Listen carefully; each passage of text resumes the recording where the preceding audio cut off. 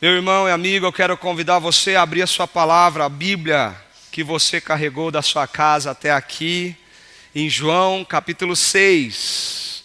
O finalzinho desse capítulo, a partir do versículo 60 até o versículo 71. João capítulo 6, do versículo 60 até o versículo 71. Abra a tua Bíblia, deixe ela aberta, olhe para ela quantas vezes for necessário, mas tenha a consciência de que você segura nas suas mãos aquilo que nós chamamos de Sagradas Escrituras.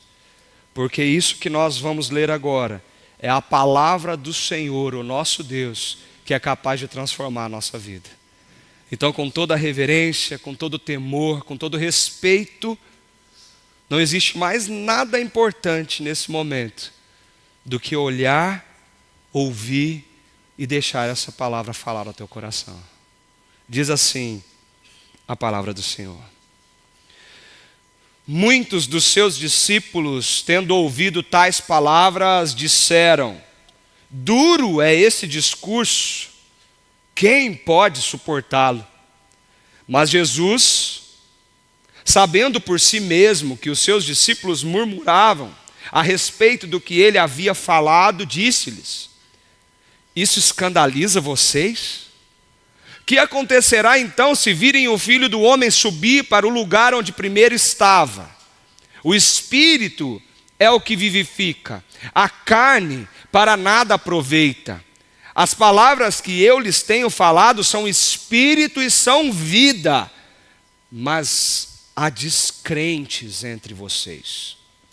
Ora, Jesus sabia desde o princípio quais eram os que não criam e quem iria traí-lo. E prosseguiu: por causa disso é que falei para vocês que ninguém poderá vir a mim se não lhe for concedido pelo Pai. Diante disso, muitos dos seus discípulos o abandonaram e já não andavam mais com ele. Então, Jesus perguntou aos 12: será que vocês também querem se retirar? Simão Pedro respondeu: Senhor, para quem iremos? O Senhor tem as palavras de vida eterna. E nós temos crido e conhecido que o Senhor é o Santo de Deus.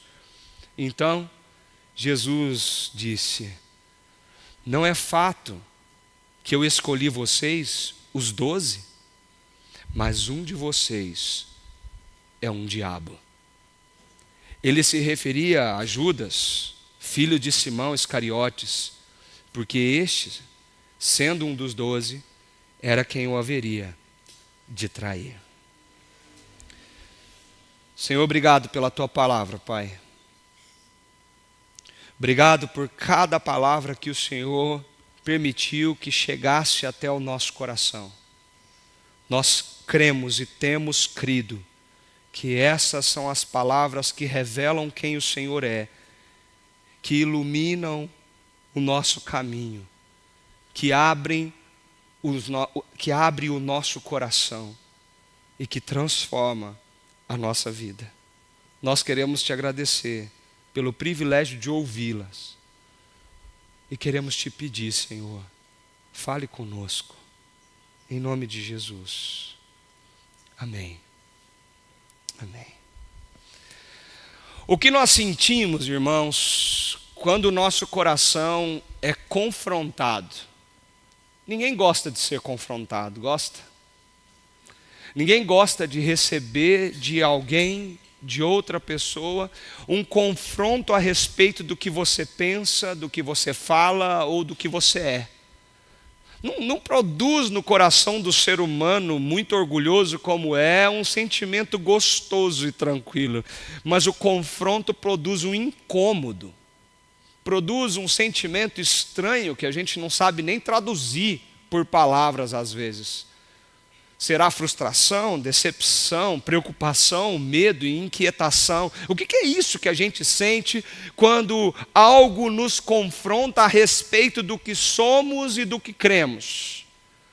Uma das experiências bonitas que Deus tem nos permitido viver na igreja esse ano de 2025 é o que nós estamos vivendo nos nossos discipulados, nos nossos grupos de discipulado, num projeto muito bonito chamado Discipulado Vida. Esse ano nós começamos cerca de 13 grupos, pelo menos, nesse discipulado. E muitas pessoas da nossa igreja estão envolvidas, liderando esses grupos e ajudando pessoas a se conectarem com a palavra do Senhor. Todo dia, nos seus devocionais, a cada semana se encontrando com esse grupo, conversando sobre o que Deus é, o que Deus está fazendo, e sobre as maravilhas do que Deus tem feito no nosso coração. Tem sido maravilhoso ver o que Deus está fazendo nesse projeto, o que Deus está fazendo em cada um que se dispôs a viver isso. E alguns testemunhos, alguns feedbacks são dados para a gente e deixa meu coração muito alegre, muito contente ao ouvir isso. Recentemente, de uma das irmãs que participam do discipulado, eu recebi um feedback que me deixou extasiado, porque ela disse assim: pastor, eu estou ali, diante daquele grupo comigo, mas a cada dia que eu abro essa palavra, que eu abro aquela apostila, essa palavra confronta a minha vida, confronta o meu coração. Muitas coisas são questionadas, perguntadas, e eu sou confrontada com tudo isso que a palavra de Deus traz para mim. E foi bonito perceber ela dizendo que todos os dias, seguindo o ritmo desse discipulado, ela abre a apostila, abre a Bíblia, e ali ela começa a fazer os seus devocionais diários. E quando ela percebe, já não é mais somente a apostila e a Bíblia aberta, mas agora ela está ali e confrontada, ela percebe que o próprio Jesus faz parte daquele momento. O que você sente, irmão, quando você abre a palavra do Senhor e essa palavra vem de encontro ao seu coração e confronta lá no fundo? Há momentos, irmãos, na vida cristã em que a palavra de Deus, ela não parece ser somente um convite suave, um conforto. Ela é uma confrontação direta. Algumas palavras escritas no livro sagrado ferem, cortam, exigem de nós uma reação, uma resposta. E você talvez nem perceba, mas todas as vezes que a palavra do Senhor é lida e chega aos teus ouvidos, imediatamente você reage a ela. Mesmo que seja com desprezo e abandono, mas você reage a ela. Mesmo que seja a diminuindo, mesmo que seja colocando de lado, dando importância para outras coisas, ou se quebrantando, se transformando, se derramando na presença do Senhor. João 6, o capítulo que nós terminamos hoje, é um capítulo emblemático no Evangelho de João. Ele começa de uma forma tão empolgante para o nosso coração quando nós lemos esse capítulo, porque ele começa com uma multidão procurando Jesus, e essa multidão está faminta por significado, por propósito. Eles não sabem, mas eles querem algo que sacie essa fome deles. Essa multidão está diante do Senhor agora, que faz curas, milagres, e um grande milagre, multiplicando o pão, multiplicando os peixes, e eles são alimentados e podem se fartar na graça do Senhor. Jesus percebe logo que essa multidão está com algumas motivações erradas no seu coração. Se você está com a gente nos últimos domingos, você sabe disso.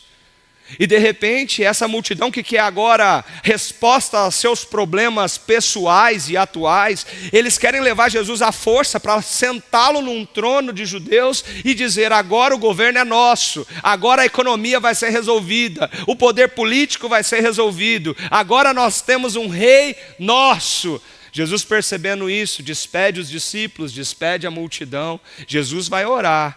Uma grande tempestade acontece. Jesus anda sobre as águas. Mostra mais uma vez a sua glória, o seu poder, a sua majestade. Ele traz bonança, calma. Ele desafia os discípulos a um movimento de fé mais uma vez. Eles chegam do outro lado, em Cafarnaum. E Jesus, quando chega naquele lugar, a multidão chega também. Quando a multidão chega, a mesma multidão agora mais sedenta ainda pelos milagres e por aquilo que Jesus podia oferecer, agora ela chega e Jesus olha para aquela multidão e começa a ensiná-los num discurso lindíssimo do capítulo 6 do Evangelho de João, onde ele mostra que o ser humano possui sim uma fome dentro do seu peito, que nada é capaz de saciar. E que a expectativa era que algo mirabolante acontecesse, mas Jesus diz: eu sou o pão da vida. Sou eu que sacio a fome de vocês. Se vocês crerem em mim, vocês não vão ter fome, vocês vão ter salvação, vocês vão ter vida eterna. Creiam em mim. Mas ele fala outras coisas, como: ninguém pode crer se o Pai não trouxer. Ninguém pode vir se o Pai primeiro não trouxer.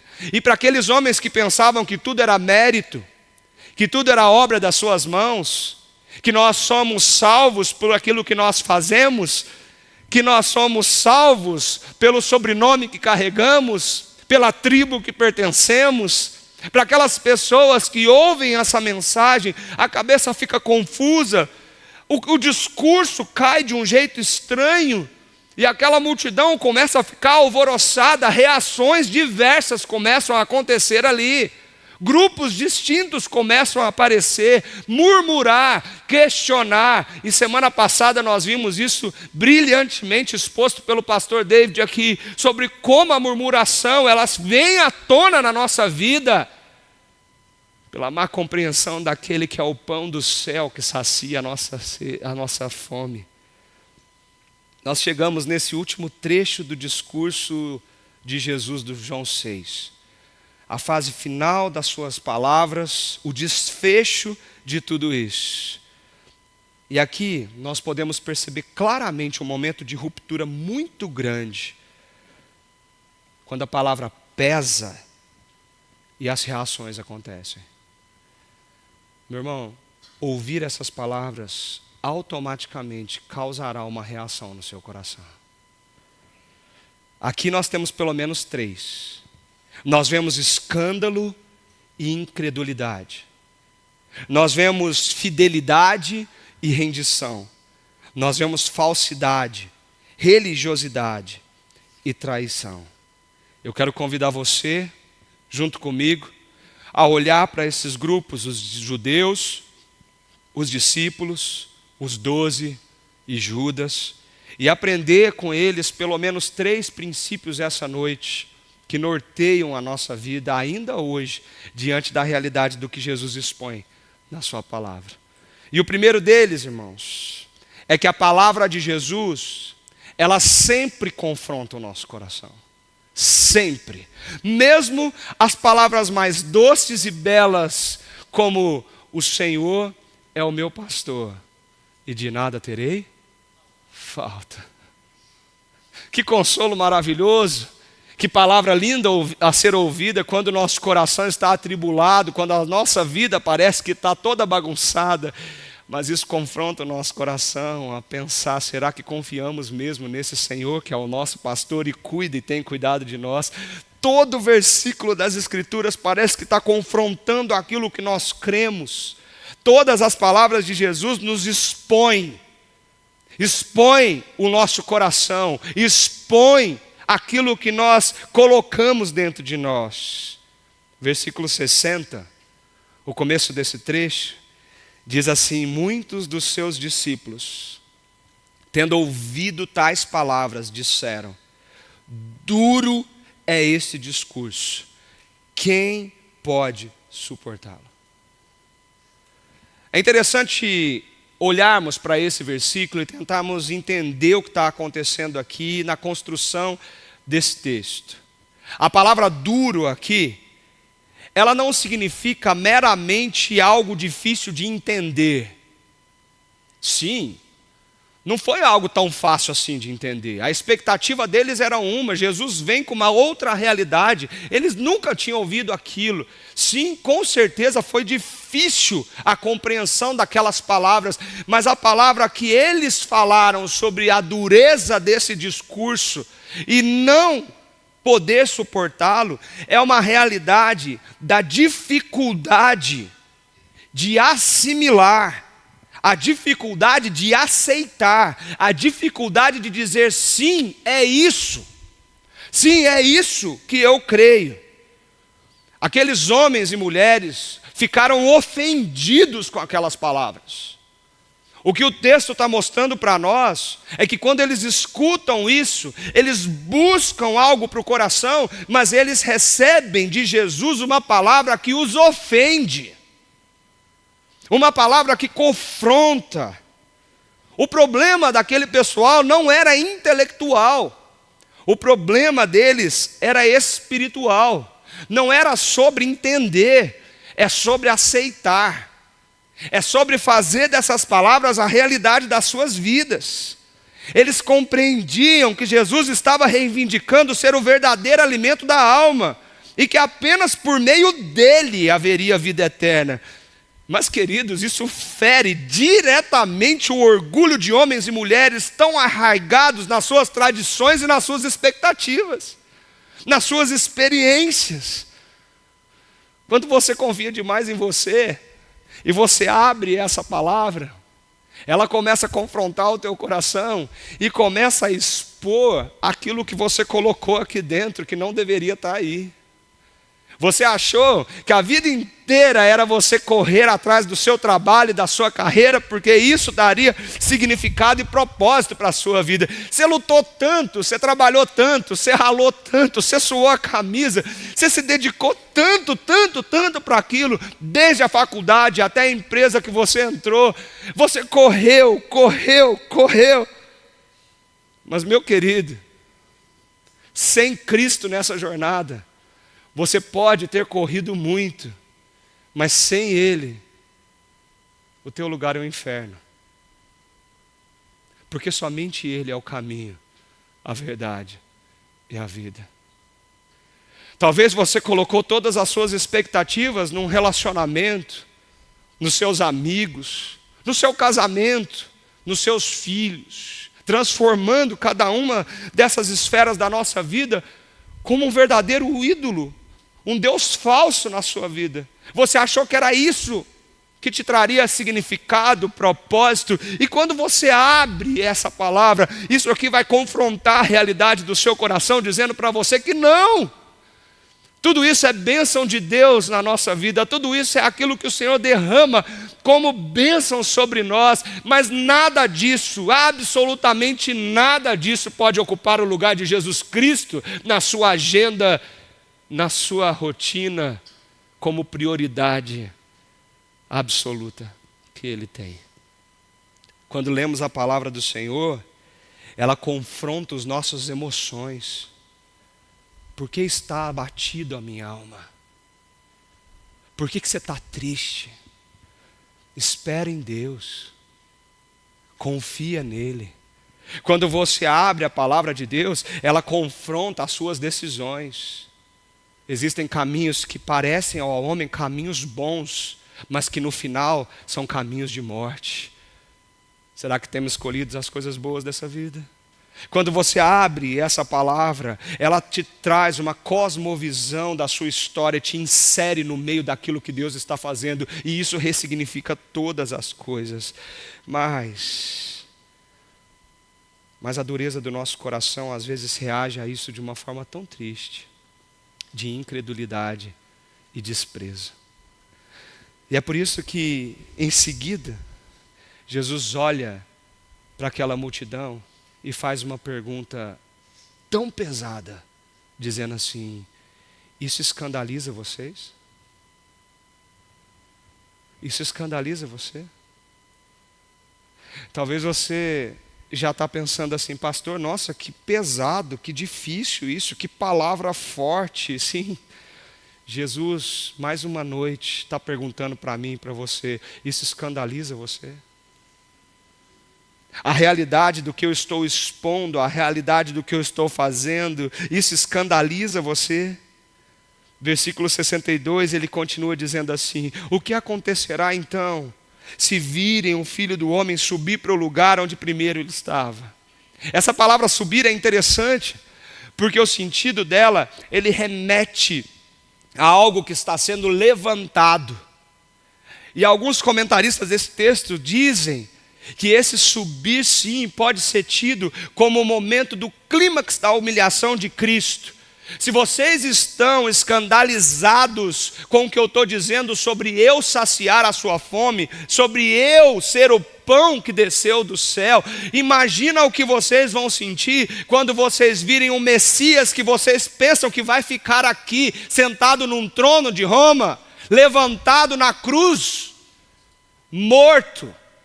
Quando o túmulo for fechado com aquela pedra, quando essa pedra for rolada pela ressurreição, quando no monte eu subir e voltar para o lugar de onde eu vim, se isso escandaliza vocês que estão com o coração materializado nesse mundo, o que vocês vão sentir quando isso tudo acontecer? Jesus está falando para a multidão. Jesus está falando para aquele povo sedento, mas queridos, deixa eu falar uma coisa para vocês: eles não entenderam nada, eles não assimilaram nada, eles não trouxeram nada para o seu coração. É evidente nesse texto como a confusão tomou conta do coração deles. Existia uma expectativa messiânica no coração do judeu, de que um dia o maná do céu cairia de novo para saciar toda a fome do povo, resolver os problemas momentâneos que nós vivemos. E de repente Jesus, o filho de José, aparece, faz milagres e diz: eu sou o pão do céu. Mas você não é pão. Que história que você é pão do céu? Existia uma expectativa frustrada ali daquela multidão. E as coisas foram ficando mais tensas ainda quando Jesus chega e diz para eles assim: vocês precisam comer da minha carne, vocês precisam beber do meu sangue, porque aquele que come da minha carne e bebe do meu sangue, esse crê em mim e esse tem a vida eterna. Que loucura é essa? Será que eu tenho que ir lá e morder ele? Ele vai cortar um pedaço do seu braço e colocar as gotas do sangue dele na minha boca, parecendo um ritual estranho? Que loucura é essa que ele está falando? Comer dele, beber do sangue dele. Sim, meu querido, tudo evidencia que o coração daqueles homens e mulheres que estavam tão presos ao materialismo desse mundo aqui, entendeu as palavras de Jesus numa literalidade enorme. Eles entenderam que comer era comer a carne de Cristo, que beber o sangue era beber o sangue de Cristo, e aquilo não fez sentido nenhum para o coração e para a vida deles. E ao invés do coração sentir a palavra trazendo um confronto libertador, a Bíblia nos fala que o que eles sentiram foi escândalo. Eles ficaram escandalizados. Eles ficaram alarmados. E Jesus diz que a raiz dessa resistência, desse escândalo, é a incredulidade do coração deles. No versículo 63, o Senhor diz: o Espírito é o que vivifica, a carne para nada aproveita. As palavras que eu lhes tenho falado são espírito e são vida. Sabe o que Jesus está falando aqui, gente? Jesus está falando para eles: eu estou falando de algo que é espiritual, meus queridos. Eu estou falando de algo que transcende isso que vocês estão esperando para esse mundo aqui. Eu estou falando de algo que é espírito e vida. Vocês estão preocupados com as coisas terrenas, momentâneas. Vocês estão preocupados com a política, com a economia. Você está preocupado com o trabalho. Você está preocupado com o que você vai vestir, o que você vai comer. Não foi isso que Jesus disse? Por que vocês estão ansiosos com o que você vai vestir, o que você vai comer? Eu estou cuidando de vocês. Mas era só isso que ele se preocupava. E ele está, as minhas palavras é numa outra esfera.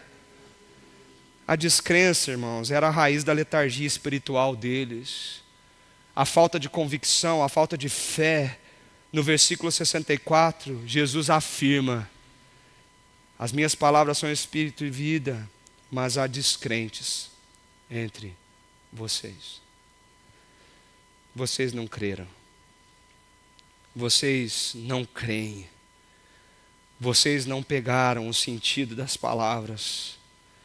E João faz questão de explicar isso, dizendo: ora, Jesus sabia desde o princípio quais eram os que não criam e quem iria traí-lo. Jesus sabia quem estava ouvindo, quem estava crendo, quem estava com ele. Aqui Jesus, mais uma vez, está nos ensinando sobre a soberania da sua graça, está falando sobre fé, está falando sobre aquilo que o Pai está fazendo e como isso está acontecendo na nossa vida. Vocês percebem como João está afirmando isso capítulo após capítulo? Ele é. Creiam em quem Ele é. João, desde o primeiro versículo do seu evangelho, ele está dizendo: deixa eu mostrar para vocês quem Ele é. E o que vocês precisam fazer? Vocês precisam viver de caridade e boas obras? Não, vocês precisam crer em quem Ele é. Naquele momento, a palavra do Senhor diz que Jesus perdeu a maioria dos seus discípulos. Versículo 66 diz assim: diante disso, muitos dos seus discípulos o abandonaram e já não andavam mais com eles. Muitos se levantaram e saíram. O que eu queria trazer para a nossa vida com esse primeiro princípio desse texto? Todas as vezes que nós abrimos a palavra do Senhor, e o privilégio que a gente tem de ter isso tão próximo, nós seremos confrontados pelas palavras de Jesus. Todas as vezes essas palavras, se forem lidas e absorvidas com temor e reverência, elas vão confrontar quem você é e expor quem você é diante do Senhor. Elas vão te mostrar o caminho, a verdade e a vida. Elas vão te mostrar onde Jesus quer que você esteja, na sua fé, nas suas convicções.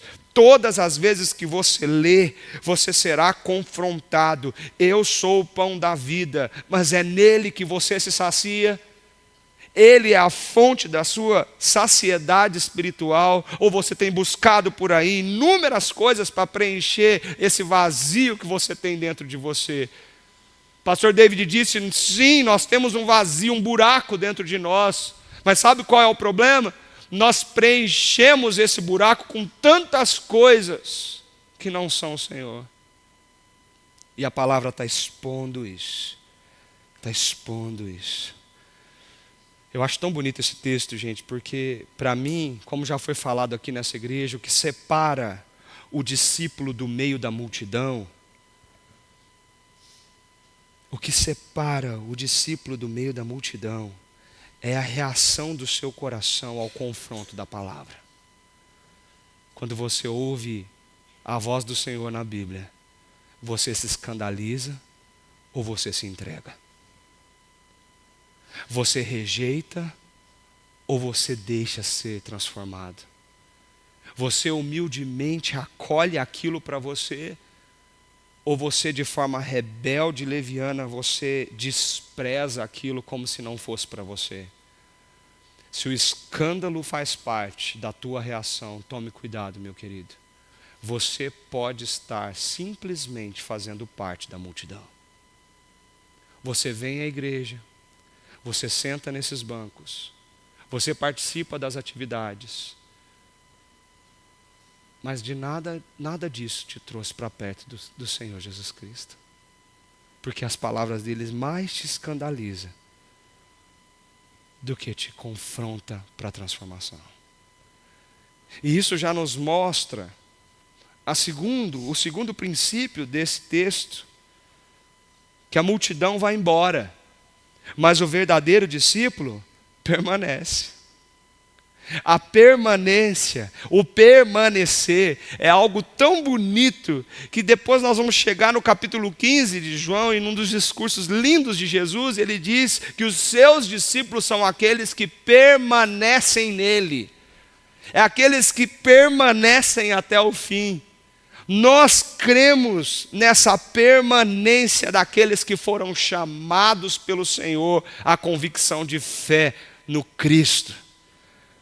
A multidão vai embora, mas o verdadeiro discípulo permanece. Gente, igreja cheia não é sinal de absolutamente nada. Bancos lotados de pessoas não é sinal de absolutamente nada. Você vai num show de stand-up, lá também está lotado. Você vai no show da sua banda favorita, lá também está lotado de gente. Jesus vivia cercado de uma multidão que queria aquilo que ele podia oferecer. Mas essa multidão não cria em quem ele era.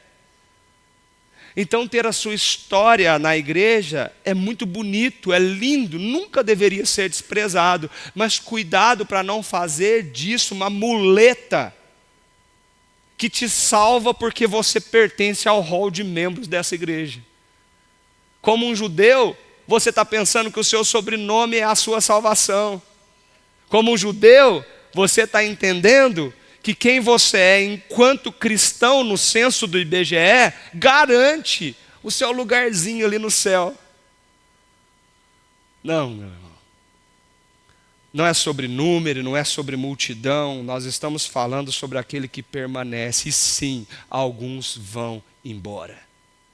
O próprio apóstolo João, na carta de 1 João, capítulo 2, versículo 19, ele diz o seguinte: eles saíram do nosso meio, mas não eram dos nossos. Porque se tivessem sido dos nossos, teriam permanecido conosco. Mas eles se foram, presta atenção nisso, para que ficasse manifesto, evidente, que nenhum deles é dos nossos. João está dizendo que existe sim um movimento de pessoas que vêm, mas que não ficam. Que vêm, mas que não permanecem, que vêm, que se encantam, que ouvem, mas não são transformados. Nada muda, tudo continua do mesmo jeito. É por isso que nós questionamos ano após ano, se Itatiba é uma cidade que tem 90% de cristãos no seu censo, por que essa cidade não muda em algumas coisas que acontecem aqui? Se o Brasil é declarado no IBGE com 89% do cristianismo presente, por que o nosso país continua rolando em corrupção, rolando em injustiça, rolando em violência? Porque não é sobre multidão, é sobre discípulos, é sobre relacionamento com Cristo de fato e de verdade. Jesus uma vez, em Marcos, capítulo 4, ele fala de uma parábola tão bonita, é muito conhecida até, que ele conta de um semeador que sai a semear. E ali ele apresenta que a semente cai em pelo menos 4 solos, ele diz. No primeiro, a semente cai num solo chamado à beira do caminho. Ela não chega na terra, ela está à beira do caminho. E quando as aves dos céus vêm, elas vêm e retiram a semente dali, ela não consegue frutificar e fazer nada. E Jesus explica. Esses são aqueles que ouvem a palavra, mas logo vem Satanás e retira a palavra do coração dessas pessoas, e a dureza do seu coração, a incredulidade continua predominando. Elas podem até vir na igreja, mas a cada domingo ouvem, e aquilo não muda nada, não faz diferença nenhuma, não transforma em nada. E Jesus continua dizendo que depois a semente caíram num solo que era muito rochoso, duro, impenetrável. A semente não tinha raiz profunda. E quando começa a germinar e crescer, o que acontece? ela começa a murchar e morrer, porque não tem solidez nas suas raízes, não tem raízes profundas. E ele diz, sabe quem são esses? São aqueles que ouvem a palavra do Senhor com alegria e entusiasmo. É aquele irmãozinho que chega aqui na igreja e fala, pastor, é isso, como foi bom escutar isso essa noite, como isso mudou a minha vida. Mas Jesus diz, mas os problemas vêm, as frustrações vêm, as decepções vêm, os desafios da vida vêm, e logo ele se escandaliza. A palavra escandalizar usada na parábola é a mesma palavra usada na reação da multidão quando Jesus falou sobre João 6. Você recebeu a palavra com alegria, mas quando as coisas difíceis acontecem, você largou Jesus, porque estava difícil. Duro é esse discurso, quem vai poder suportá-lo? Dura coisa é ouvir isso. Jesus está perguntando de novo, isso te escandaliza, irmão? Isso está escandalizando você? Ou como aqueles 2 jovens discípulos no caminho de Emaús, quando ouviram o Senhor, encharcaram o seu coração, arderam o coração da presença do Senhor quando ouviram as suas palavras. Jesus termina dizendo que um terceiro solo é aquela semente que caiu nos espinhos. Ele cresceu, mas ele foi sufocado e morreu. E ele diz, essas são as pessoas que ouvem, mas as riquezas do mundo, as coisas que a cultura nos oferece, encantaram os olhos. E essa palavra não frutificou e não gerou vida. Continua a mesma coisa. Gerou escândalo.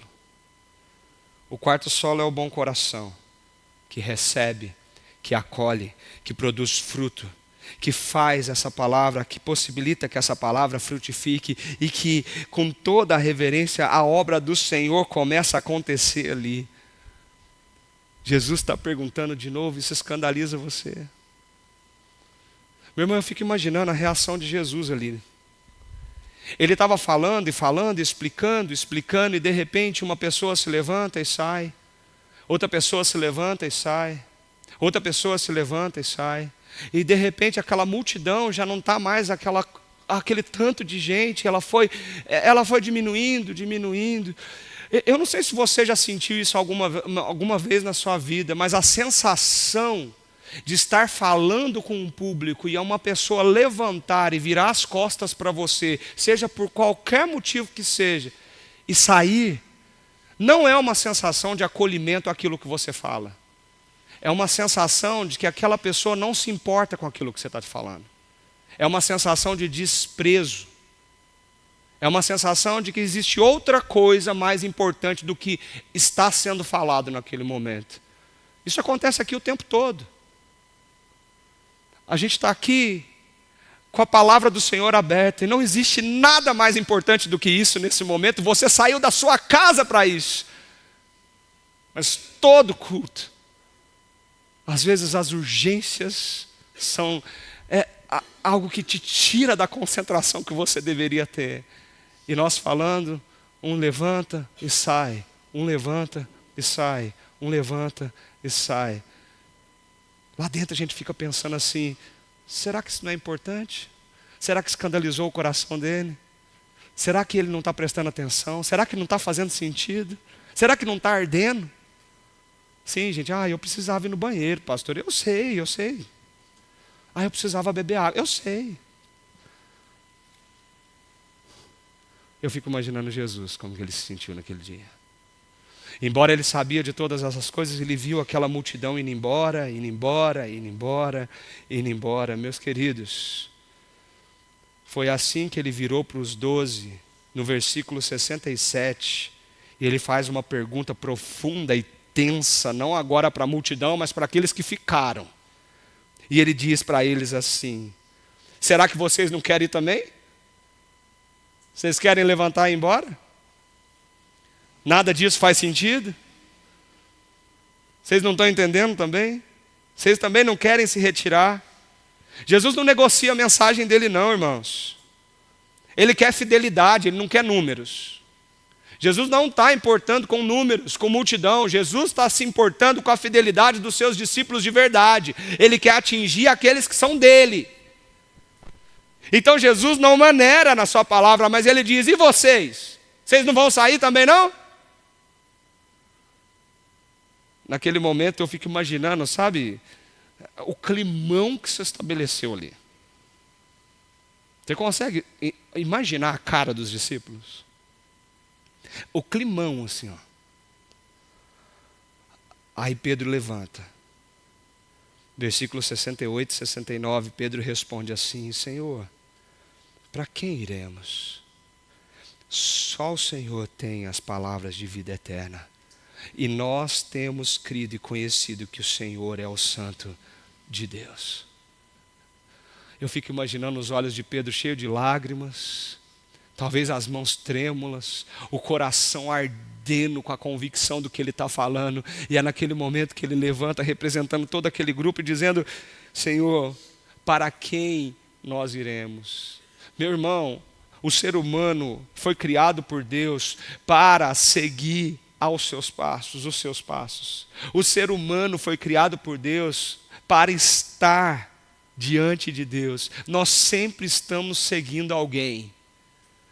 Depois que o pecado entrou no mundo, então, tudo isso foi distorcido e desconfigurado no nosso coração. Nós sempre estamos ouvindo alguém. Nós sempre estamos sendo instruídos por alguém. Nós sempre, seja algum livro que lemos, a tela na onde nós assistimos, aquela pessoa que nos influencia, seja os conselhos dos seus amigos, alguém está nos conduzindo, alguém está nos levando. E é por isso que a pergunta de Pedro, ela é tão forte. Ele não pergunta para onde, ele pergunta para quem. E ele fala: para quem nós iremos, se só o Senhor tem as palavras de vida eterna? Para quem nós iremos, se só o Senhor é capaz de responder a isso aqui dentro do nosso coração? Para quem nós iremos? E eu queria que você percebesse como isso é importante. A profissão de fé de Pedro é algo tão intenso e tão importante que ela deveria constranger a nossa vida. Sabe por quê?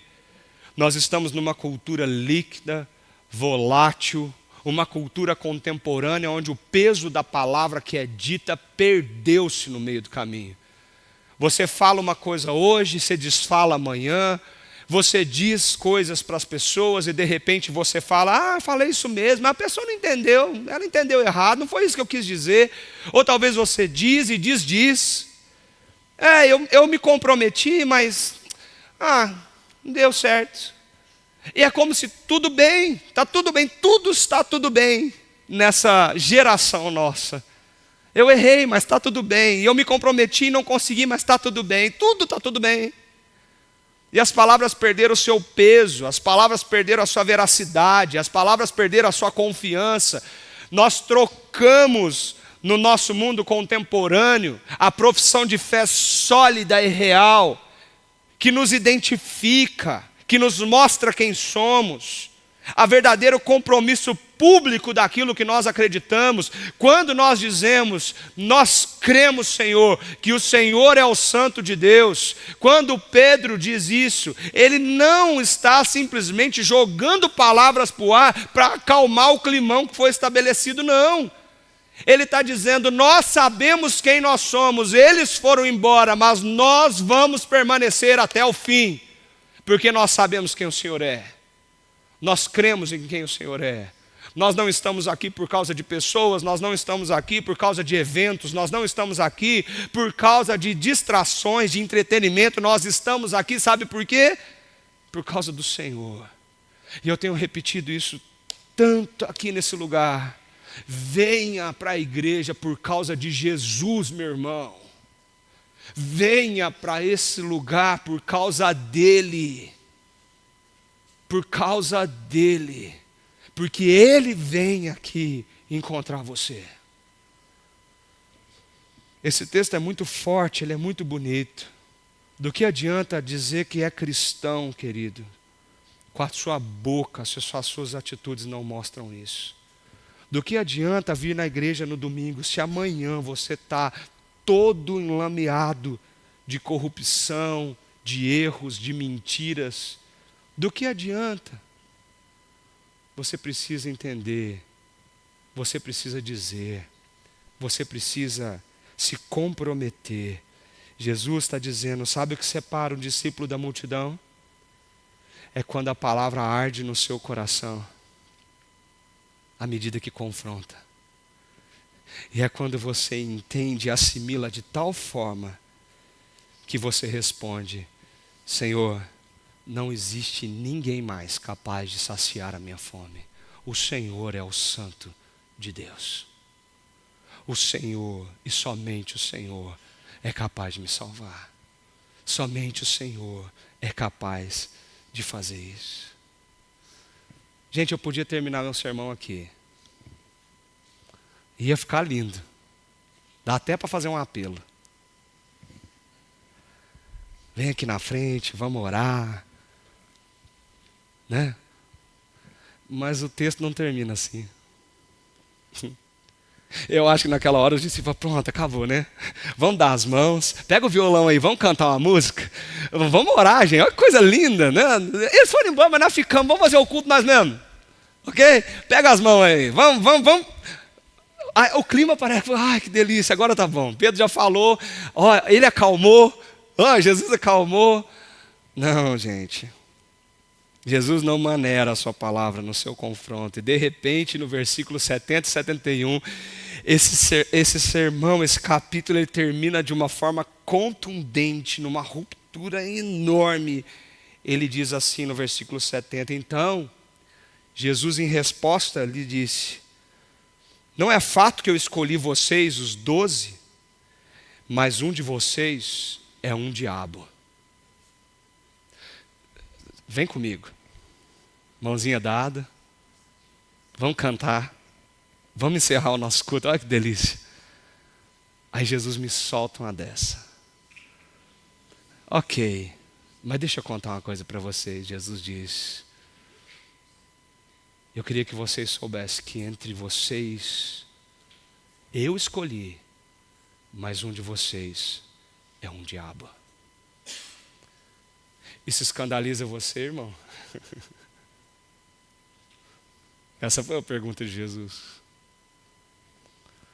Ou isso arde no teu coração? Pastor, o que isso tem a ver com o término de tudo isso? Isso é um alerta, irmãos. Isso é um alerta, e o terceiro e último princípio, concluindo esse sermão, nos mostrando que a presença de Judas ali nos lembra de uma coisa. A religião não é sinônimo de fé. A religiosidade não é sinônimo da fé genuína e verdadeira. Estar na igreja não quer dizer que você é discípulo. Estar fazendo tudo certinho, pensando que as suas obras vão te redimir, não te leva a se tornar um discípulo. Religiosidade foi altamente condenada pelo Senhor Jesus Cristo. Judas estava ali, foi escolhido por Jesus, chamado por Jesus.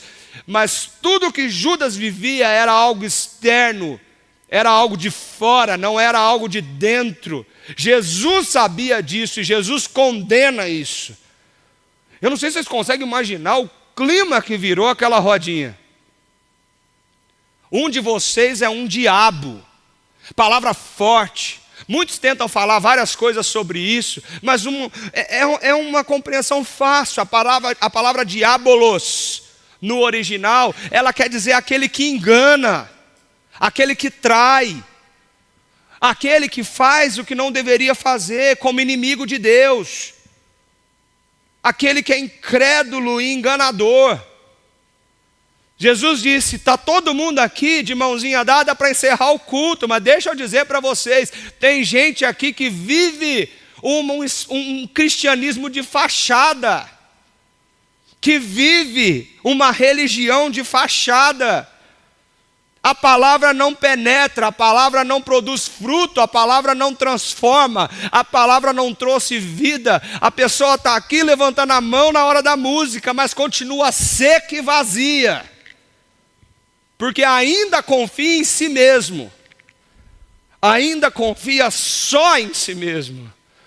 E essa é a minha maior preocupação nesse texto, irmãos, porque essa é uma advertência séria para a igreja, uma advertência que nós deveríamos ficar de olhos abertos. Jesus disse: no meio do trigo haverá o joio. Nós não somos juízes para apontar o dedo de quem é o que aqui dentro.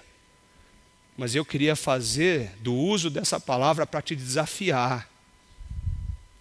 Você tem tido reverência com esse livro? Você ouve com um coração humilde para receber as palavras que só Cristo pode colocar na nossa vida? Ou isso te escandaliza? Porque talvez você está achando que estar sentado nessa cadeira é a solução para todos os seus problemas. E talvez você só está interessado naquilo que Jesus pode te proporcionar e não naquilo que Ele é. Dura esse discurso. Quem é capaz de suportá-la? Isso escandaliza você? Ou isso arde aqui dentro? Lucas capítulo 2, versículo 34, tem uma cena linda que muito é usada no Natal, quando Simeão, que aguardava o cumprimento da promessa do Messias, vê o menino no colo de Maria e José sendo levado ao templo. Simeão pega o menino e ele diz: Senhor, pode me levar? Meus olhos agora contemplaram a salvação. Era isso, eu estava esperando isso, eu vi, é ele, chegou. Um menino simples, um menino comum, igual a todos os outros que eram ali levados no templo para ser apresentados. Aquele menino não tinha nada aparentemente diferente. Mas Simeão pega aquele menino porque o Espírito Santo revelou para o seu coração que ele era Jesus Cristo, o ungido de Deus, aquele que derramaria graça, misericórdia, perdão para todos nós. Simeão falou: pode me levar, Senhor, pode me levar, porque os meus olhos viram e contemplaram a salvação do Senhor. Mas naquele momento Simeão volta para Maria e diz algo profundo para ela, diz assim: eis que este menino está destinado tanto para a ruína como para a elevação de muitos em Israel, e para ser alvo de contradição, para que se manifestem os pensamentos de muitos corações. Jesus, ele não só falava palavras doces de consolo.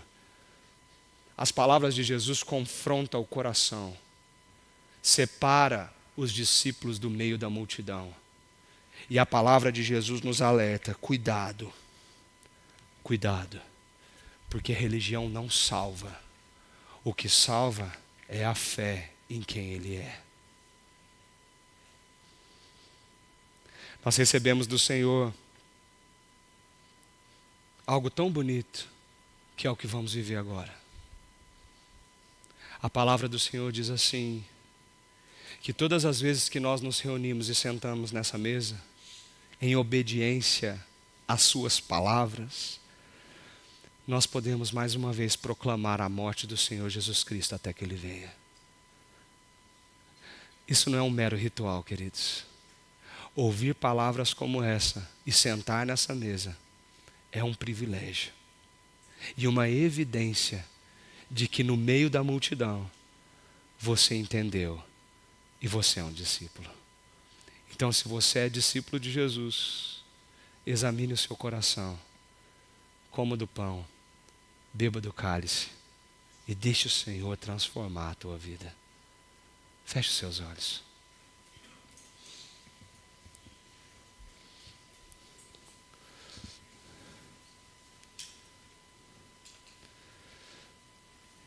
Eu não posso responder por você a estas palavras. Elas escandalizam o teu coração? Ou elas ardem o teu coração, porque o Senhor Jesus está aqui. E o Senhor Jesus está fazendo algo lindo e maravilhoso nesse lugar. Eu não posso orar no teu lugar em resposta ao que o Senhor falou para você hoje. Mas eu convido você, com todo temor e reverência nesse momento, a olhar para Ele, que mais uma vez te pergunta: isso escandaliza você? Eu sou o pão da vida. Ele está dizendo mais uma vez: aquele que come da minha carne, bebe do meu sangue, esse crê em mim para a vida eterna.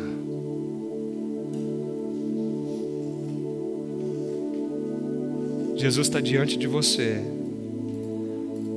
e chegou a hora de você reagir à palavra que Ele te deu. Como você vai reagir a ela? Com desprezo? Com abandono? Com menosprezo? Ou ela te leva às lágrimas dizendo: Senhor, obrigado. Obrigado, Senhor. Obrigado pelo que o Senhor está fazendo nessa igreja. Obrigado pelo que o Senhor está fazendo na nossa vida. Obrigado, porque é sobre o Senhor, sobre o que o Senhor é. Não é sobre mim, é sobre o Senhor. Que ao tomar desse pão, tomar desse cálice, isso traga cura para o teu coração essa noite, por causa da presença maravilhosa de Jesus na mesa do Senhor.